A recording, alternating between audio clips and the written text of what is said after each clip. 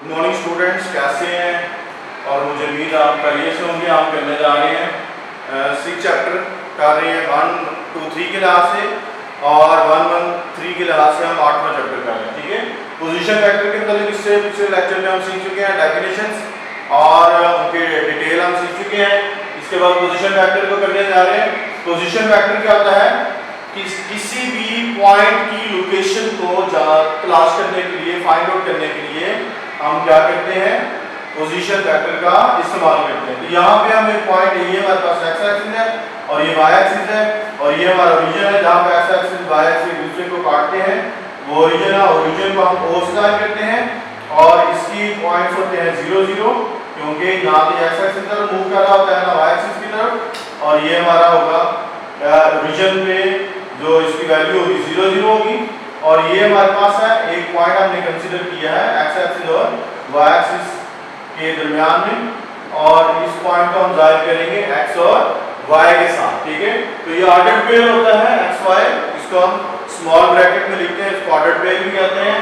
पहला जो होगा पहली वैल्यू या हम कह सकते हैं ये एक्स यूनिट होता है और ये वाई यूनिट होता है। ठीक है, यानी जो एक्स एक्सिस के लॉन्ग वैल्यू होगी वो यहाँ जाहिर करेंगे और जो वाई एक्सिस के लॉन्ग वैल्यू होगी वो यहाँ पर जाहिर करेंगे। यहाँ पे मैं एक्स और वाई एक्सिस को डिस्कस कर रहा हूँ। इसके बाद हम डिस्कस करेंगे एक्स वाई और जी एक्सिस को। तो एक्स एक्सिस के लॉन्ग में यूनिट वेक्टर होता है, उसको आई यूनिट वेक्टर से जाहिर करते हैं, और वाई एक्सिस के लॉन्ग में यूनिट वेक्टर होता है उसको हम जे एक्सिस से जाहिर करते हैं। इसी तरह जो जी एक्सिस के लॉन्ग यूनिट वेक्टर होता है उसको हम के यूनिट वेक्टर से जाहिर करते हैं।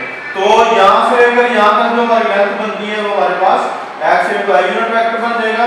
ये क्योंकि दोनों लाइन एक दूसरे के पैरेलल है, इसलिए जो इसकी वैल्यू बनेगी ये वाई एक्सिस है, तो यहाँ पे भी वाई एक्सिस ही होगा। ठीक है, और ये क्या होगा, ऐसा वेक्टर जो हमारा फ्री वेक्टर होता है।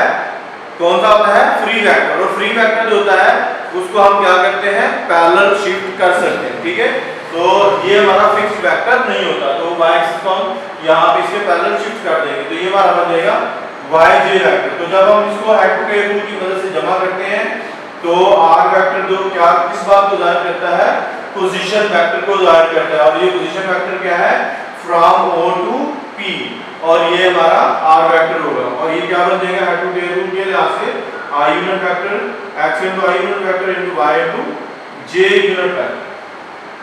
और अगर हम इसकी मैग्नीट्यूड फाइंड आउट करना चाहते हैं तो मैग्नीट्यूड फाइंड आउट करेंगे तो क्या लगा देंगे, मॉड लगाएंगे, इसका स्क्वायर आएगा, इसका स्क्वायर आएगा, इसका स्क्वायर। तो ये क्या करेंगे, हम यहाँ पे पाइथागोरियन लॉ अप्लाई करते हैं, यानी मसला फिसागोरस लॉ जब अप्लाई करेंगे तो इसका स्क्वायर प्लस इसका square plus is equal to क्या होगा, इसका स्क्वायर, इसका स्क्वायर प्लस इसका स्क्वायर इज इक्वल टू इसका स्क्वायर। तो अगर हम इसका स्क्वायर इज इक्वल लिखते हैं इसका स्क्वायर प्लस इसका स्क्वायर, तो क्या करें, यहाँ पे एक पॉइंट शो कर लेते हैं, ये हमारा पॉइंट Q है, और OP जो है किस बात को जाहिर कर रहा है, R वेक्टर को जाहिर कर रहा है। ठीक है, तो यहाँ पे हम लिख देते हैं OP का whole square is equal to क्या होगा, OQ का होल स्क्वायर प्लस PQ का होल स्क्वायर। तो ये हमारे पास आ जाएगा मसला फिसागोरस पाइथागोरस लॉ। तो इसके मुताबिक क्या है कि OP का हम जाहिर कर रहे हैं R वेक्टर से, तो ये R वेक्टर का होल स्क्वायर आ जाएगा, और यहाँ पे हम इसको जाहिर कर रहे हैं OQ को x i यूनिट वेक्टर से, ये इसका स्क्वायर आ जाएगा, और ये हमारे पास क्या आ जाएगा y j यूनिट वेक्टर का होल स्क्वायर। और इस तरह हम इसके दोनों तरफ की मैग्नीट्यूड लें, स्क्वायर रूट लें, तो इसका स्क्वायर रूट खत्म हो जाएगा और इस तरह हमारे पास स्क्वायर आ जाएगा, और ये बन जाएगा x square into i unit vector का square, y square into j unit vector का स्क्वायर। अब i यूनिट वेक्टर का स्क्वायर किसके इक्वल होता है, और ये होता है i unit vector dot i unit vector. जब हम डॉट प्रोडक्ट कंसीडर करते हैं तो ये वैल्यू 1 के बराबर होगी। इसी तरह j यूनिट वेक्टर का स्क्वायर जो है किसके इक्वल होगा, j unit vector dot j unit vector, और ये भी 1 के इक्वल होगा। इसी तरह k यूनिट वेक्टर का स्क्वायर जो है वो क्या होगा, k unit vector dot k unit vector, इन दोनों के दरमियान डॉट प्रोडक्ट होगा और ये भी 1 के बराबर होगा। और यहाँ पे हम क्या लगा रहे हैं, स्केलर प्रोडक्ट की डेफिनेशन लगा रहे हैं। ठीक है, तो इस तरह जो है हमारे पास क्या आ जाएगा, r यूनिट वेक्टर का मैग्नीट्यूड बराबर आ जाएगा, इसकी जगह 1 आ जाएगा, इसकी जगह 1, तो ये आ जाएगा हमारे पास x square plus y square. और अगर हमारे पास तीनों एक्सिस दिए हो x y तो फिर हमारा ये पोजीशन वेक्टर किसके बराबर हो जाएगा, पोजीशन वेक्टर बराबर होगा इन स्पेस, तो ये हमारे पास प्लेन था और हम क्या बात कर रहे हैं, स्पेस की बात कर रहे हैं, तो स्पेस में हमारा पोजीशन वेक्टर होगा r vector is equal to x i unit vector, y j unit vector plus z k unit vector. तो इसकी मैग्नीट्यूड जो फाइंड करनी होगी तो हम मैग्नीट्यूड भी फाइंड कर सकते हैं पोजीशन वेक्टर की, और ये बराबर होगा x square plus y square plus z square का स्क्वायर रूट। तो इस तरह हम जब हमारे पास वेक्टर फॉर्म में कोई भी हमारे पास वेक्टर होगा i j k की शक्ल में, ये हमारे पास है x एक्सिस y एक्सिस और z एक्सिस, ठीक है, और जब हमारे पास तीनों एक्सिस के यूनिट्स होंगे, उनकी मैग्नीट्यूड्स होगी, तो उनको हम कंबाइन करके जब लिखेंगे स्पेस में किसी वेक्टर को लिखते हैं तो उसको हम इस तरह लिखेंगे, और जब इसकी मैग्नीट्यूड निकालेंगे तो क्या आएगा, i यूनिट वेक्टर का स्क्वायर ले लेंगे plus y unit j unit vector का स्क्वायर, और इसी तरह k यूनिट वेक्टर का जो कोएफिशिएंट होगा उनके स्क्वायर लेके जमा कर देंगे, और इस तरह हम इसकी मैग्नीट्यूड फाइंड आउट कर सकते हैं। तो ये तो था हमारे पास पोजीशन वेक्टर और उसकी मैग्नीट्यूड फाइंड आउट करने का तरीका। अब चलते हैं एक्सरसाइज की तरफ, और हमारी पहली जो एक्सरसाइज है 6.1 या 8.1, उसका पहला सवाल मैं करने जा रहा हूँ। ध्यान से सीखना है और कोशिश की है मैंने, जो बेसिक नॉलेज है मैंने आपको दे दिया है, और उसको कैसे फाइंड करना है ये सारी चीजें हम जो है एक्सरसाइज में सीखेंगे, ठीक है। तो एक्सरसाइज हमारे पास है 6.1 या हमारे पास है एक्सरसाइज 8.1, ठीक है। तो क्वेश्चन नंबर 1 में हमारे पास है if a vector is equal to 3i minus j minus 4k and b is equal to minus 2i plus 4j minus 3k and c vector is equal to I plus 2j minus k। तो इसका मतलब ये सारे हमारे unit vectors हैं, ये क्या है हमारे यूनिट वेक्टर, इनके ऊपर चाहे यूनिट वेक्टर का साइन लिखें चाहे ना लिखें। तो आई जे के किस बात को जाहिर कर रहे हैं, x एक्सिस y एक्सिस और z एक्सिस के यूनिट वेक्टर्स को जाहिर कर रहे हैं, और इसके साथ जो वैल्यूज दी हैं ये उनकी मैग्नीट्यूड को जाहिर कर रहे हैं। यानी i के साथ ये जो c वेक्टर में ये i यूनिट वेक्टर लिखा हुआ है, इसका मैग्नीट्यूड 1 है, तो इसका मतलब है x एक्सिस के लॉन्ग 1 यूनिट जो आपने मूव करना है। j यूनिट वेक्टर है, इसका मतलब ये y एक्सिस के लॉन्ग आपने 2 यूनिट्स जाना है, और k यूनिट का मतलब -1 है, इसका यूनिट कोएफिशिएंट या मैग्नीट्यूड -1 है, तो इसका मतलब है आपने नेगेटिव y जो है z एक्सिस के लॉन्ग -1 जाना है, ठीक है। तो फाइंड आपने करना है, a b c की वैल्यू हमें दी हुई है, फाइंड आउट करेंगे, फाइंड यूनिट वेक्टर हमने फाइंड आउट करना है, यूनिट वेक्टर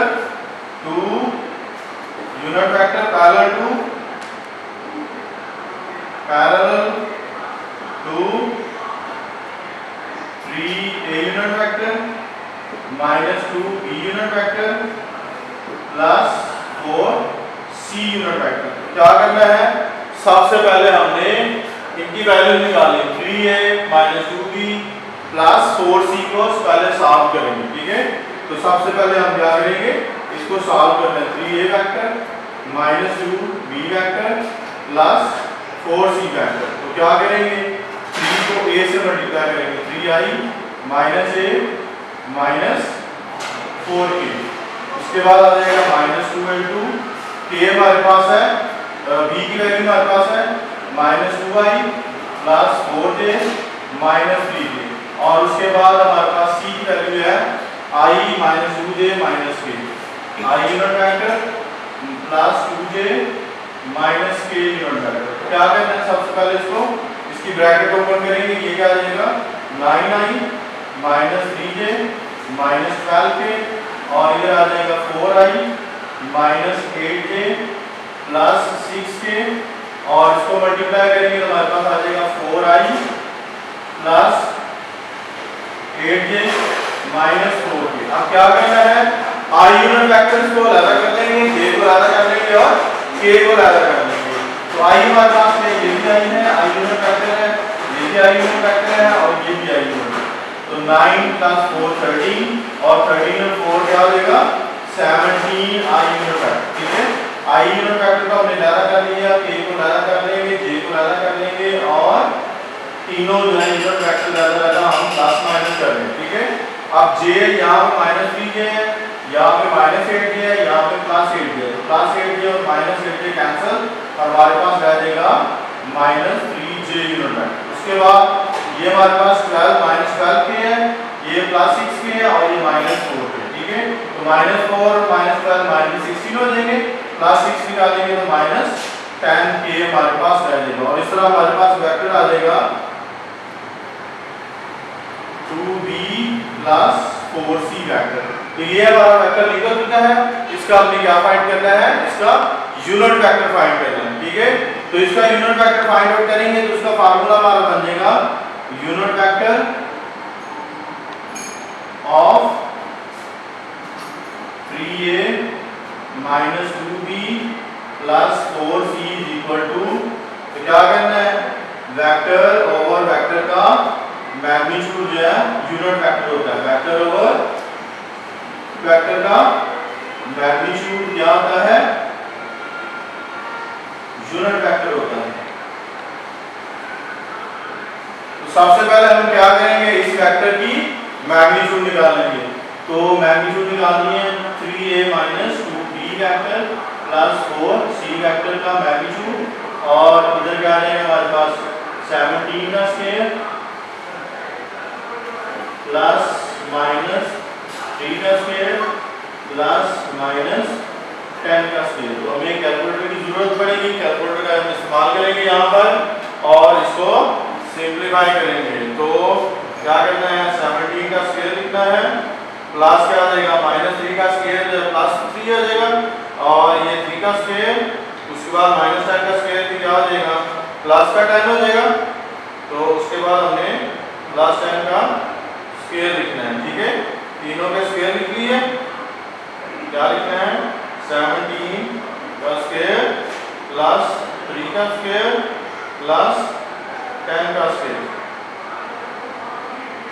और ये हमारे पास फाइनल वैल्यू आ रही है √398।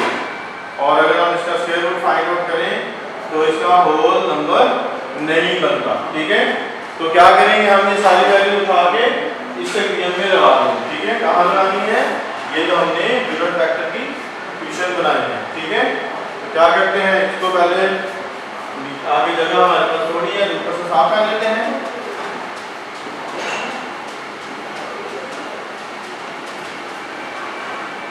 यहाँ पे हम लिखेंगे क्वेश्चन 1 becomes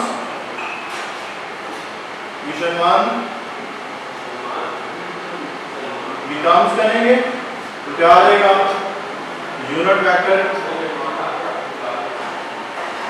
इसके बराबर हो जाएगा unit vector of 3a vector - 2b vector + 4c vector is equal to, और इसकी वैल्यू हमारे पास थी 17 i unit vector -3 j unit vector -10 k unit vector over आ जाएगा √398। और इसको हम बाहर भी लिख सकते हैं √398 को, और इसको आगे ब्रैकेट को मल्टीप्लाई कर सकते हैं। और इस तरह ये हमारा पहला सवाल